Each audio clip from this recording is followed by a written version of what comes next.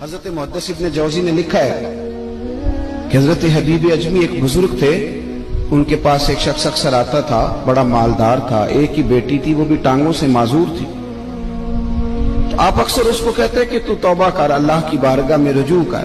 ایک وقت ایسا آتا ہے کہ پھر انسان کا جب کوئی اپنا نہیں رہتا پھر اسے مصلی یاد آتا ہے، لیکن اگر مصلی کی عادت بچپن سے پڑ جائے نا تو پھر ذرا آسان ہوتا ہے اللہ سے دل لگانا۔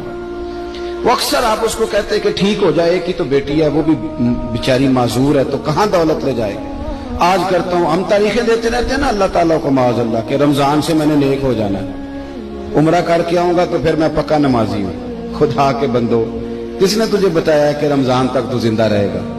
کس نے خبر کی کہ عمرہ کرنے تک تو بچے گا؟ حضرت حبیب اجمی اس کو کہتے تو کہتا بڑی جلدی ٹھیک ہو جاؤں گا۔ ایک دن سویرے سویرے توبہ کرنے آ گیا۔ آپ نے فرمایا کیا ہوا؟ تو کہنے لگا حضرت جی کل ایک 15 سال کا نوجوان ملا ہے اور مجھے توبہ کرا گیا۔ مزہ ہی اس عمر میں اللہ اللہ کرنے کا، نبی کریم سے محبت بھی کرنی ہو تو یہی عمر ہے۔ عشق لگا سی کھیڈاں کھیڈ دینی تے پھر مینوں کھیڈاں بھول گئیاں، کجل پایا سی میں یار دے ویکھنے نوں، پھر او دی یاد وچ روندیاں ہی ڈل گئیاں۔ حیدر شاہ اس گلی کدے نہ رولدی پر ہن تے رول گئی۔ جن لوگوں نے ابو جہل کو قتل کیا تھا ان کی عمر بھی 15 سال تھی۔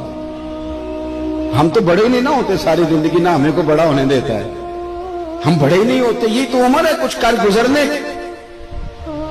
15 سال کا نوجوان توبہ کرا گیا تو حضرت حبیب اجمی کہنے لگے وہ کیسے؟ کہنے لگا حضرت جی میں کل منڈی گیا تھا، مجھے کچھ سامان خریدنا تھا، تو بغداد کے بازار سے میں نے مچھلی خرید لی 10 کلو، باقی بھی سامان تب خود لے جا نہیں سکتا تھا۔ تو مزدور آپ کو پتہ ہے بیچارے آج بھی سڑکوں پہ بیٹھے ہیں، تو مزدور بیٹھے تھے تو ان میں ایک نوجوان 14-15 سال کا، چہرے پہ بڑی روشنی۔ میں نے اس کو کہا بیٹے مزدوری کرو گے؟ کہنے لگا حضور مزدوری بھی کرتا ہوں، پڑھائی بھی کرتا ہوں، اور جو اللہ کو منظور ہو اس کی عبادت بھی کرتا ہوں۔ میں نے اسے کہا کہ یہ میرا سامان ہے فلان جگہ پہنچانا، کیا لوگے؟ کہنے لگا 3 دینار مزدوری۔ سودا طے ہو گیا، اس نے سامان اٹھا لیا۔ کہتے ہیں رستے میں ظہر کا وقت ہو گیا، کہنے لگا چچا اگر اجازت دو تو نماز پڑھ دو۔ 15 سال کا جواب۔ کہتے میں رکھ کے نا وہاں سامان تو پھٹے پہ بیٹھ گیا، وہ نماز پڑھنے چلا گیا، باقی لوگ دیر سے آئے، وہ بچہ جلدی آ گیا۔ میں نے کہا بیٹے آپ جلدی آ گئے؟ کہنے لگے نفل چھوڑ دیے، آپ یہی نہ سمجھ لیں کہ کام چور ہے، میں بعد میں پڑھ لوں گا۔ کہتے ہیں وہ دوپہر کا وقت، رمضان بھی نہیں تھا، میں اس بچے کو نوجوان گھر لے گیا اور میں نے اپنی بیوی سے کہا کہ بڑا نیک ہے، نمازی ہے، اور راستے میں یہ بھی ہوا ہے کہ میں نے اسے ایک دفعہ کہا ہے کہ یہ مجھے تھوڑی دیر کے لیے دے دو، گرمی بڑی ہے، تمہیں پسینہ آ رہا ہے، میں اٹھا لیتا ہوں۔ کہنے لگا نہیں چچا میں رزق حلال کھاتا ہوں، اگر آپ اٹھائیں گے تو میں 3 دینار مزدوری پوری نہیں لوں گا، پھر پیسے کم کروں گا، میں نے طے کیا ہے کہ اٹھاؤں گا۔ تو کہتے ہیں میں نے اپنی بیوی کو بتایا تو بڑی متاثر ہوئی، کہنے لگی دوپہر کا کھانا پک گیا، اسے کو روٹی کھا لے، رمضان بھی نہیں تھا۔ کہتے میں باہر نکلا، اس کو 3 دینار تھمائے، تو میں نے کہا بیٹے ایک بات میری مانو گے؟ کہنے لگا بتائیے۔ میں نے کہا کھانا پکائے کھا لو۔ کہنے لگا میں معافی چاہتا ہوں، میں نے روزہ رکھا ہوا ہے۔ حضور نے حکم دیا، حکم نبی کریم نے حکم دیا، بخاری مسلم کی حدیث ہے، فرمایا نوجوانوں اگر تمہارے پاس طاقت ہے تو نکاح کر لو ورنہ روزے رکھو۔ کہتے وہ کہنے لگا میں نے روزہ رکھا ہے، میں اور متاثر ہو گیا۔ میں نے کہا اب کیا کرو گے؟ کہیں اور جانا ہے؟ کہنے لگا نہیں، میں جس دن 3 دینار کما لیتا ہوں پھر میں مزید لالچ نہیں کرتا، باقی وقت یا قرآن مجید پڑھتا رہتا ہوں یا نبی پاک پہ درود شریف پڑھتا رہتا ہوں۔ آپ بتائیں؟ تو میں نے کہا کہ افطار میرے ساتھ کر لو۔ کہتے ہیں میں اسے مسجد چھوڑ آیا اور خود میں لوٹ آیا، افطار کے بعد میں اسے لایا، کھانا کھلایا، عشاء پڑھی، اس کا گھر دور تھا، میں نے ڈرائنگ روم کھول دیا، بیٹھک کھول دی، وہیں وہ سو گیا۔ میری 20 سال کی معذور بچی کبھی چل نہیں سکتی تھی، کوئی طبیب کوئی حکیم میں نے چھوڑا نہیں تھا اس کو دکھایا نہ ہو، ایک ہی بیٹی وہ بھی معذور پیدائشی۔ اس کے کمرے میں گئے، میاں بیوی اسے کھانا کھلا اور بتایا بیٹے ایک نوجوان ہے، بڑا نیک ہے ہمارے گھر میں، آج بڑا پرہیزگار۔ پتہ ہے حضور نے کیا فرمایا؟